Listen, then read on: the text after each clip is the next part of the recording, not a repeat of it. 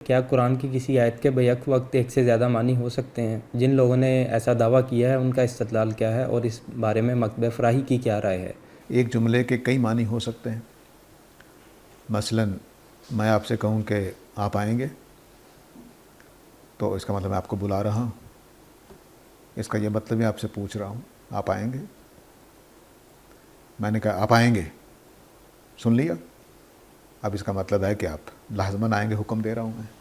تو ایک جملے کے کئی مطلب ہو سکتے ہیں، لیکن کیا میں جب یہ بولوں گا آپ آئیں گے، جب بھی میں بولوں گا تو یہ تینوں مطلب مراد ہوں گے جو میں نے ابھی بیان کیا ہے؟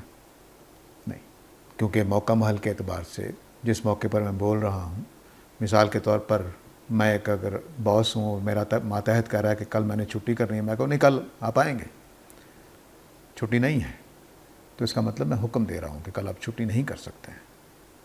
اور جب میں کہہ رہا ہوں آپ آئیں گے، میں آپ کو بلا رہا ہوں آپ آئیں گے، میں ذرا یہ دکھانا چاہتا ہوں، تو اس موقع پر یہ حکم نہیں ہے، صرف بلا رہا ہوں۔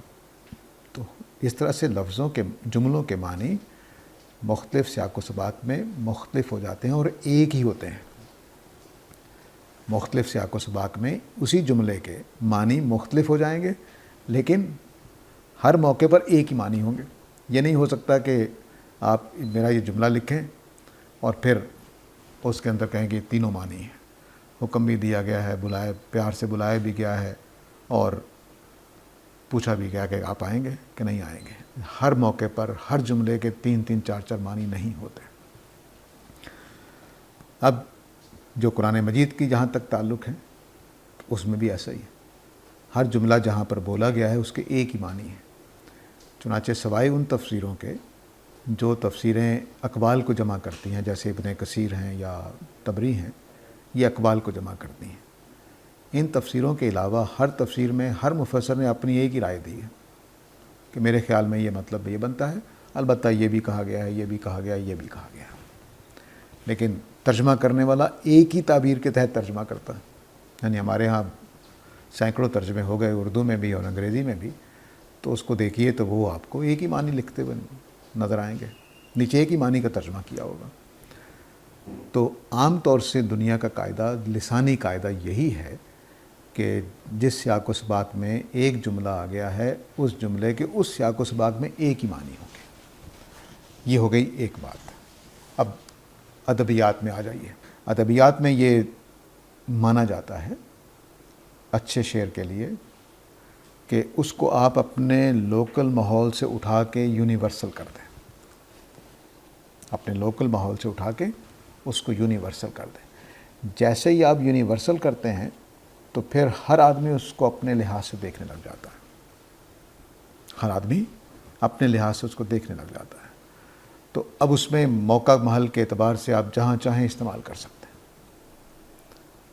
تو یہ جو شعر میں یا ادب میں یہ جو پہلو ہوتا ہے، یہ اکثر لوگ اس کو پھر باقی کلاموں پر بھی پھیلا دیتے ہیں۔ لیکن مثال کے طور پر یہی جملے جو شعر میں آ کر ایک یونیورسل سی چیز بن جاتے ہیں، ناول میں ڈال دیے جائیں تو ہر جملے کا ایک ہی مطلب رہ جائے گا جو کہانی میں پیدا ہو رہا، تو ایک ہی مطلب آگے چلتا چلا جائے گا۔ ناول میں آپ یا مضمون میں آپ ہر جملے کے 20 معنی نہیں لے سکتے۔ تو ادب میں بعض شہپارے ایسے بنائے جاتے ہیں، بعض اشعار ایسے بنائے، غزل میں جیسے، کہ وہ ہر شعر کے 20 معنی ہو سکتے ہیں، اس میں کوئی مسئلہ نہیں ہے۔ لیکن اصل چیز جو ہے وہ سمجھنے کی ہے کہ جب ایک مضمون میں ایک جملہ آ گیا تو اس کے معنی ایک ہی ہوں گے، اور جب وہ مضمون سے نکل گیا ہے، آپ نے اکیلا کر دیا ہے، تو مثال کے طور پر الحمدللہ، اللہ کا شکر ہے، یہ جملے کئی موقعوں پر بولا جا سکتا ہے، کئی معنی لیے جا سکتے ہیں، لیکن سورہ فاتحہ میں جہاں آ گیا ہے وہاں اس کے ایک ہی معنی ہے۔ تو ادبیات میں جامعیت اس کو سمجھا جاتا ہے کہ ایک شعر کئی موقعوں پر استعمال ہو جائے، کئی معنی اپنے اندر پیدا کر سکے، ایک شعر کئی معنی اپنے اندر پیدا کر سکے تاکہ اس کی جو پھول جھڑیاں ہیں وہ کئی پہلوؤں سے آپ کے سامنے آ جائیں۔ جبکہ پیغام دینے کے لیے جب کلام تخلیق کیا جاتا ہے تو پھر اس میں یہ چیزیں زیادہ ملحوظ ہوتی ہیں کہ میری بات پہنچ جائے، یہ نہیں ہوتا کہ پھر اس میں کئی مضامین پیدا کرنے ہیں۔ تو چنانچہ مثال کے طور پر قرآن مجید کی سورہ لیلاف قریش کو جو سفروں کی سہولت حاصل ہے کہ وہ امن کے ساتھ سفر کر سکتے ہیں گرمیوں اور سردیوں میں، اسے مجھے معنی پیدا کر کے دکھائیں، کتنے پیدا کریں گے؟ شاق و سباق بتائے گا کہ یہ کیا سہولت تھی، کیوں حاصل تھی، کیا اللہ تعالیٰ مطلب لینا چاہتے ہیں۔ تو اب آپ کہیں کہ جو قریش کی جگہ آپ لاہوری رکھ لیں، لاہوریوں کو جو الاف حاصل ہے کر سکتے ہیں۔ تو جو کلام پیغام دینے کے لیے اترتا ہے وہ ایک ہی تعبیر اس کی ہوتی ہے۔ ہاں، اب یہ اگلا مسئلہ پیدا ہوتا ہے کہ میں نے اسی آیت کو سمجھا تو ایک مطلب نکالا، آپ نے اس کو سمجھا تو دوسرا مطلب نکال لیا، تو وہ ایک الگ بات ہے۔ وہ ہر جگہ پہ ہو سکتا ہے کہ میں نے بعض چیزوں پہ غور نہیں کیا، آپ نے زیادہ غور کیا، تو آپ نے ایک مطلب نکالا، میں نے غلطی کھا لی۔ لیکن بولنے والے کے انٹینڈنگ میننگ ایک ہی تھے، وہ جو بات کہنا چاہتا تھا اس نے کہہ دی ہے۔ ایک اور نقطہ بھی سمجھ لیجئے کہ قرآن مجید کے بارے میں یہ خیال کیا جاتا ہے کہ یہ خدا کا کلام ہے، تو اس میں تو ہر جملہ کوئی بے پناہ قسم کا ایک معنی کا خزانہ ہوگا۔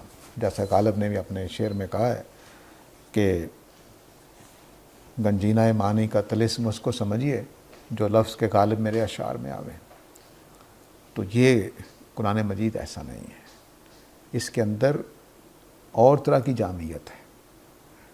جب قرآن مجید کلام کرتا ہے تو اس میں خدائی حکمت لپٹی ہوئی ہوتی ہے، اس کو دریافت کرنا ہوتا ہے۔ معنی ایک ہی ہوتے ہیں لیکن اس کے اندر خدائی حکمت لپٹی ہوئی ہوتی ہے، اس کو دریافت کرنے کا نام قرآن کی جامعیت ہے۔ یہ انسانوں والے کلام کی جامعیت اس کے اندر نہیں ہے کہ ایک شعر میں نے 10 مضامین بیان کر دیے۔